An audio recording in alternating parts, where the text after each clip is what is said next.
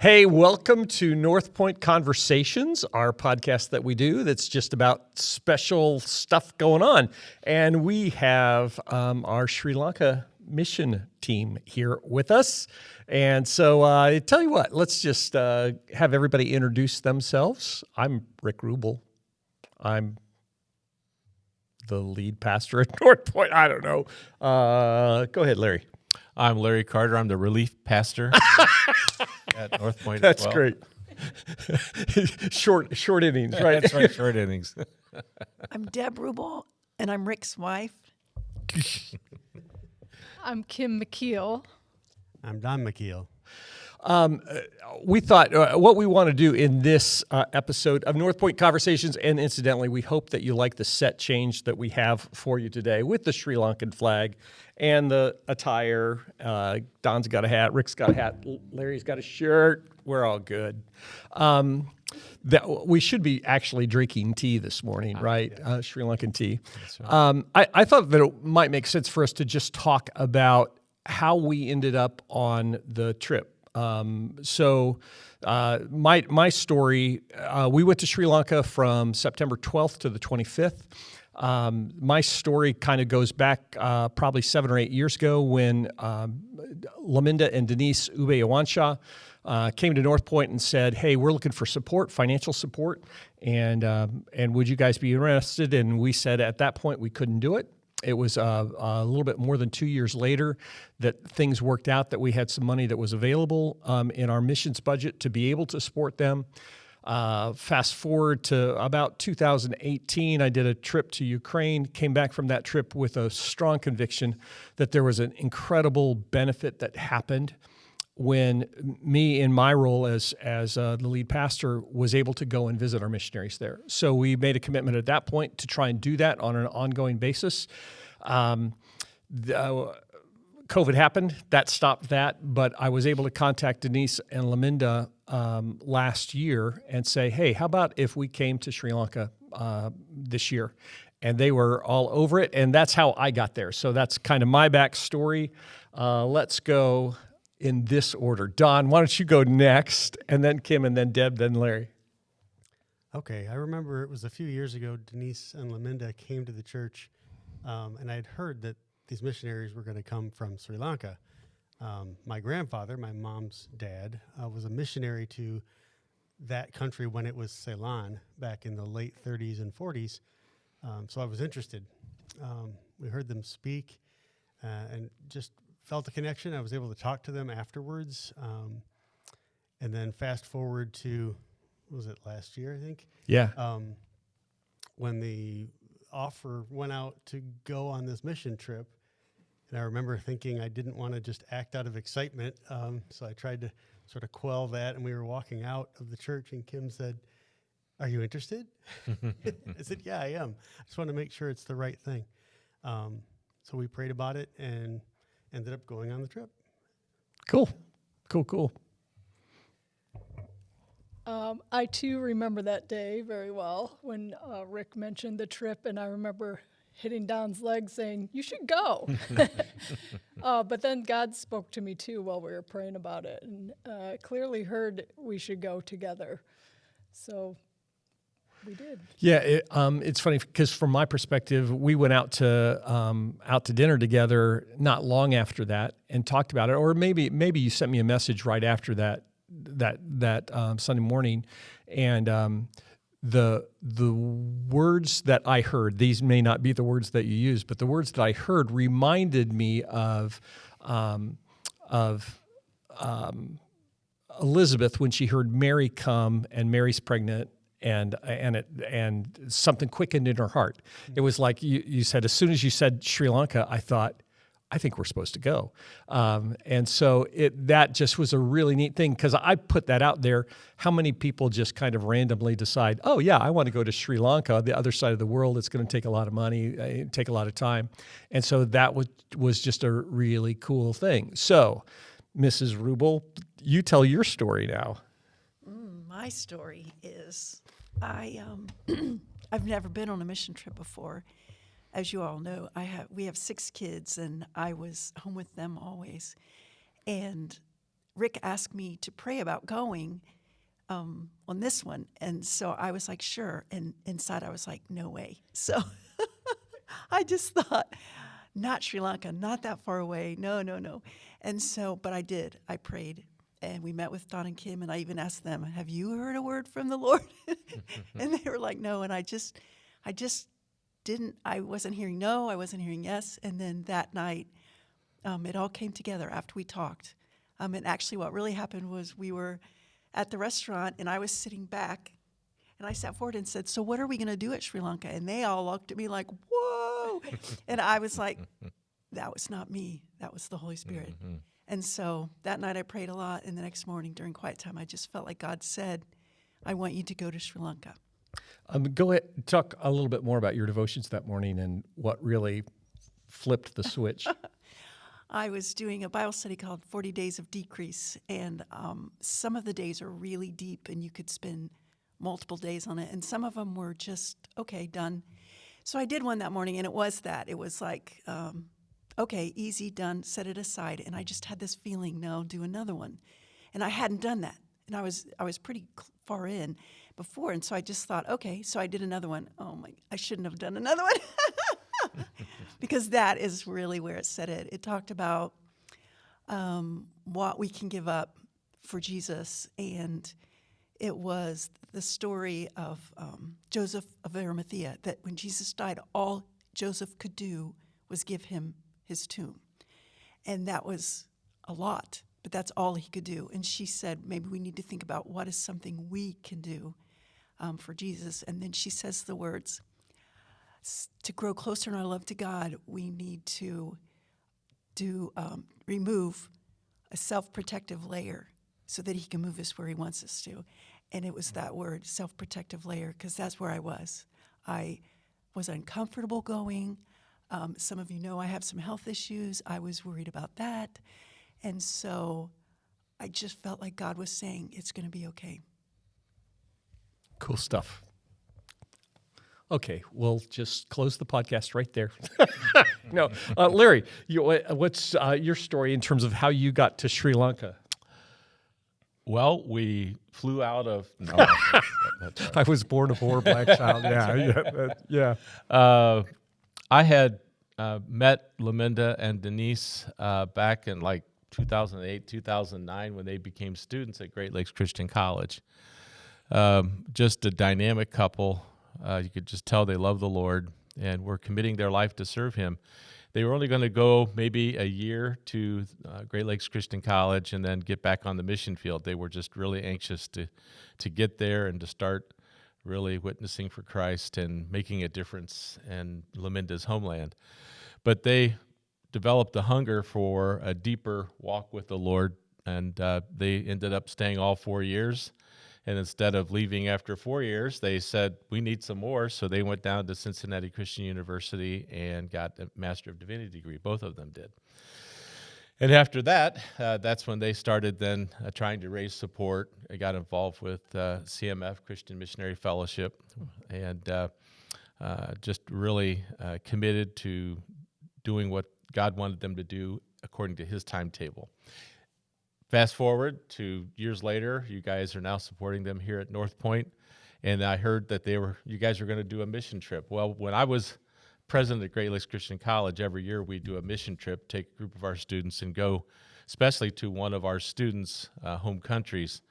Unfortunately, when Laminda and Denise were at the school, they had students ahead of them that we had already agreed to go visit their country. So by the time they graduated, we didn't get to go to Sri Lanka. We went to every place else except their place. So they said, boy, we'd really love to have you come, Larry, and see what we're doing. So unbeknownst to me, how God works things out, my involvement with Northpointe, my friendship with Rick, and developed into hearing about a trip to Sri Lanka. So I asked Rick about it, and he goes, yeah, we're going. It's going to cost about $3,000. I went, okay, I'm retired now, so I don't know that I can swing that. And then eventually what happened, the generosity of the church with the leadership here saying, we really want you to go. We think you'd be an encouragement to Laminda and Denise, and also help evaluate the effectiveness of their ministry. would you be willing to go? I said, absolutely. And so that's how I was able to go on the trip. Just really God opening doors, and something that was planted 2008, 2009 comes to fruition all these years later. So God had this plan all along that eventually I'd be able to go, and what a blessing it was. Yeah. Well, I'm so glad that you got to go. I know, well, big picture wise, we talked before we went and said our philosophically, when we do a mission trip, we want to go and be a blessing to the missionaries, not a burden. Lots of times when mission trip goes to visit a missionary, the missionary has to figure out all the stuff that they're going to do, all the logistics, and at the end of the trip, the missionaries are kind of saying, "Get out of here! just let us get back to to what we're called to do." Right. And so I have had just a conviction. I always want, whenever I take a trip, whatever, for the missionaries to think, man, we really want you to stay because you have blessed us so much. Right. And so we want to be a blessing to them. Right. But also in my role, when I talked about when I was in Ukraine and coming back with the conviction that it was a real encouragement to the missionaries for me in my position to be able to go. I wanted to be able to see what Laminda and Denise were doing and just see what God was doing in Sri Lanka. And so those were the big picture goals, to encourage our missionaries and to see how their work was, what God was doing there. And so without asking anybody individually, so you can all just jump in, we can have a conversation. Talk about some of the things that we did. Don't all talk at once. Man, just starting from the beginning, just our portion of the team, the Michigan team, just being able to get to know each other better. You know, I mean, we've seen you, Larry, come to the church and speak many times. Mm-hmm. We've always loved that. But being able to get to know you as a person, I mean, that was a big blessing to me. And then, you know, getting closer to you guys, that started it off. Yeah. And then, of course, meeting the Kentucky team when we got there and how the entire group just meshed was amazing. That was a huge surprise to me. Yeah, so we haven't really talked about that a ton, but we partnered with a group from Sherman, Kentucky, from a church there that also support Ube Wanshas, and they put all 9 of them, 5 of us, so 14 of us together in one group, and it was great. It just was a really, really cool experience to be there with them. That allowed us to go in multiple places and to get to know each other and to be able to speak English freely, or more freely anyway. So yeah, go ahead. Somebody else. What?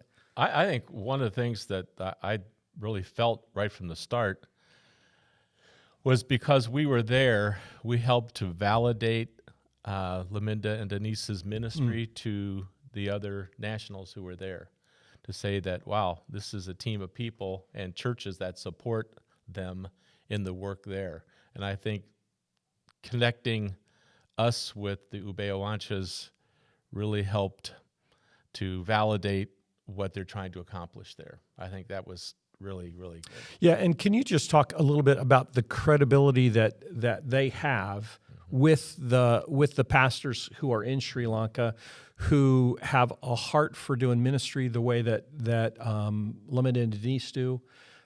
Just talk about that a little bit. It's an amazing thing when you have your eyes open to really what's going on in the world. This is Satan's realm. He's winning the battle in so many fronts, and yet Christians spend way too much time competing with one another or fighting one another or pointing fingers at one another, detracting from the message of Christ. And what Laminda has done is reached across all kinds of tribal, I'm going to talk about Christian tribes, tribal separations and disagreements and issues, and bring people together under the banner of Jesus Christ and work together to make an impact in so many different areas that people aren't touching. And what a gift Laminda and Denise have to bring together people. And, you know, I'm not talking about some whacked out groups that are out there doing strange things, but people who love Jesus Christ, who doctrinally are sound, but there's differences maybe in approaches and our understanding of what Scripture is about, but they believe in the authority of Scripture, who Jesus is, and then bring these people together and realize we're not the enemy. Right. We're fighting this huge battle, and we need to come together to do this. And when you see the combined effect, it's like a synthesis thing going on. Yeah. It's an amazing thing. So to me, that's the genius of what Laminda and Denise are doing, is bringing together. How many pastors are we? 100? I don't know how many pastors that they were. We met with different groups of people, and throughout. And it wasn't just in Candy where they were located, but throughout. We traveled to. What's the name of that place where we get the tea? Neuralia. Yeah, I was wanting you to say Neuralia. So Neuralia. It's not spelled that way, but it sounds like that. It's just amazing to me. So that's kind of like what I was seeing, what was happening, what they were. Yeah, and you mentioned we talked about the fact that because of their education at Great Lakes and at Cincinnati, because they have Master of Divinity degrees, that the pastors who are there, they have a level of credibility, which if you think about anything that we know about in terms of groups cooperating, there tends to be always some infighting, some vying for who has the most influence, that kind of thing. And Laminda and Denise are not heavy-handed, controlling leaders at all, but because they're outside of one individual church, it's critical that they're able to work with lots of people in lots of different places and to bring them together based on vision. That's right. And so their educational background has helped them do that. Our presence there helped solidify that as well, and in some really cool ways. That's right. Ladies, what were some of the things that we did? I still feel like every time I think about the trip, I'm trying to process all that we were experienced in a short 2 weeks, because there are so many different levels to things that we did. Things like we were taught, things that they're doing there. We actually went out and taught things to people. We were exposed to their culture. We were able to get a taste and a feel of many different things, and we were also accepted by them. I felt like we were a part of their family. Yeah. And that was really neat to have that welcome feeling. Good. Yeah. That's right. We also were able to Get a go. little closer. We were also able to go into the mountains, and part of us were in a church, and they were speaking about medical issues with them, and then part of us went down into a village and just loved on kids and talked about Jesus, and that experience was very wonderful. And it was really neat seeing how all the pastors from all the congregations, all the different denominations, villages, were together, united. But my favorites were when we were with the kids at the school. We also went to a school, and just loving on them in our own unique ways. Yeah. Don, anything? Boy, like Kim said, it's hard to sort of process it, to be able to talk about individual things. That feeling of family is probably the first thing. Just the openness of everyone's hearts there, just amazing.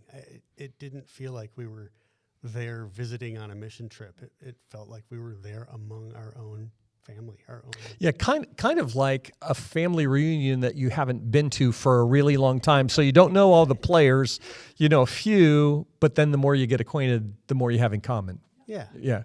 So the things we did to me are not, they stand out, but they're not what affected me. It was the relationships. Good. Yeah. And those have continued the last couple of weeks through Yeah. electronic means. Yeah, actually, before we recorded this, there was activity this morning between Sri Lanka and Kentucky and Michigan. Everybody just kind of reconnecting. I said that we were going to record the podcast, and so people are praying all over the world about that, which is kind of a cool thing. Can I just Absolutely. Deb brought up a really just sparked a memory in my mind about that being down in the village, but then also at the school.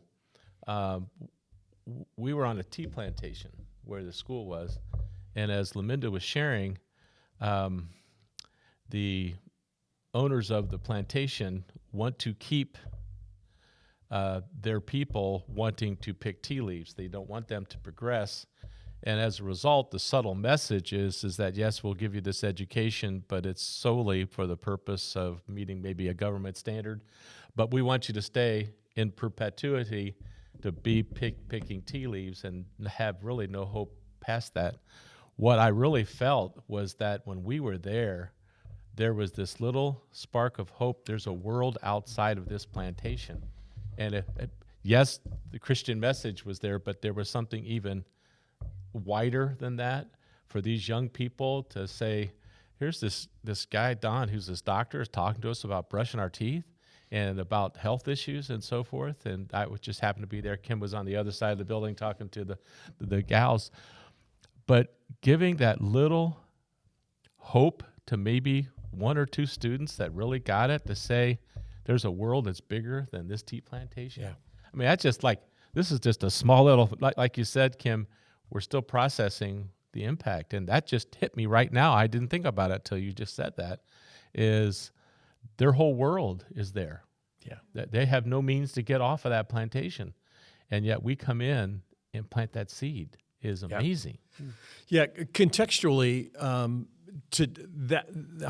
that happened on what, 4 hours or whatever of just one day that we were there. Right. But it was really interesting to me is listening to the principal of the school talk about what they're dealing with, the kids that are there, and it just made me think different context, but a lot of similarity to civil rights issues in the South, where African Americans might have been given a chance to go to a school, but it was an inferior school, and the whole a lot of the logistics involved in that in the first part of the 20th century were to just say, yeah, okay, you're there, we're going to keep you there forever. Yeah. And for us to come in and to be able to help a little bit, but to bring hope is that has the ability to really change the trajectory of people's lives. Yeah. And it was fun. We handed out candy, and if you've got 150 kids getting candy, they were hyped up about it. We had phones that are taking pictures. The kids loved having their pictures taken.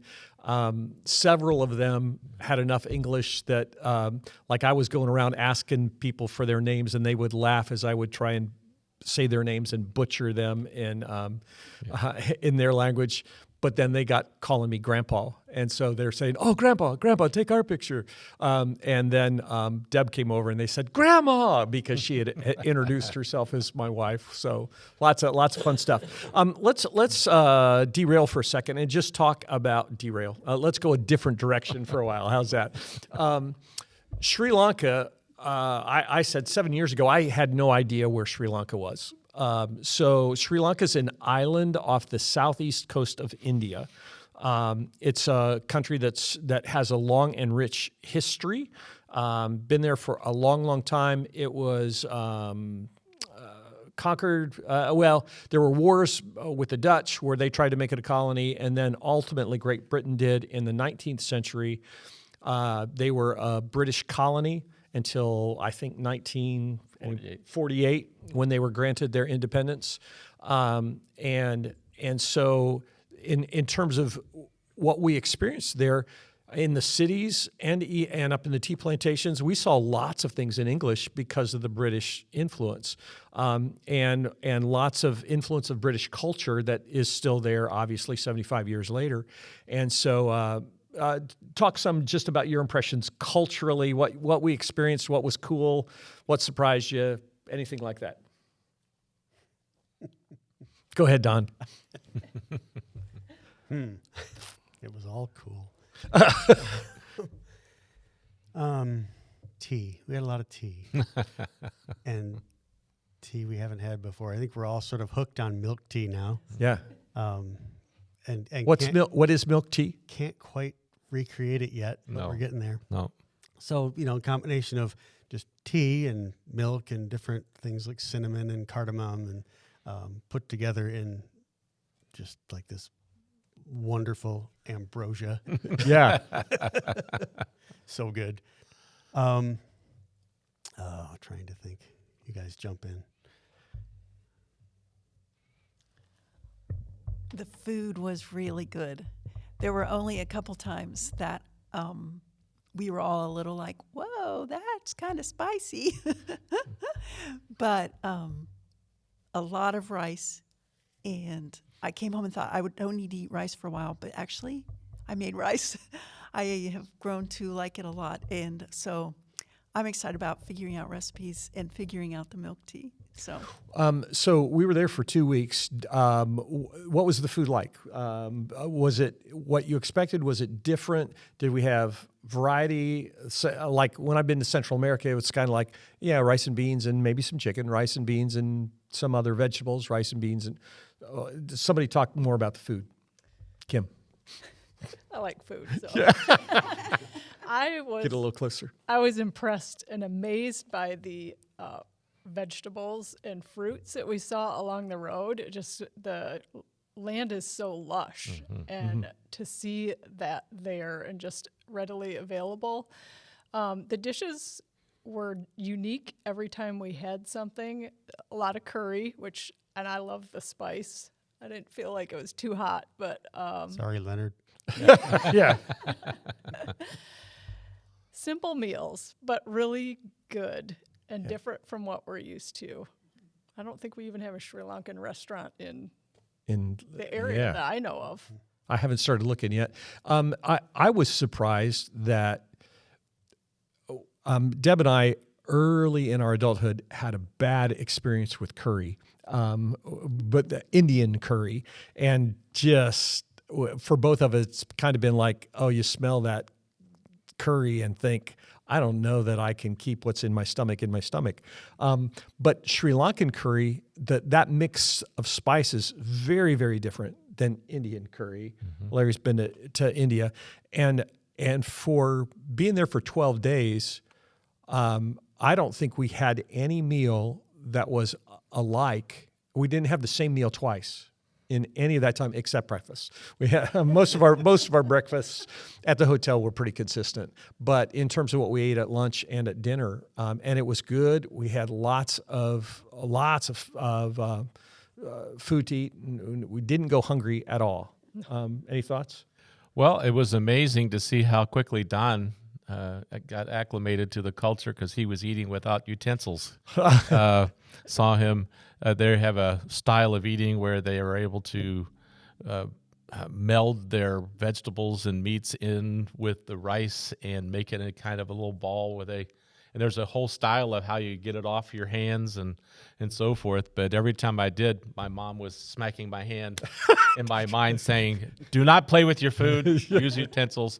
So I couldn't get the swing of it. But Don, he just jumped right in there. I thought he was a native. Like that Okay. He eats That's the way he eats at home, yeah. It took a few days to try and So get used to just that. But describe that process. Describe how they eat. it really was exactly how Larry described it.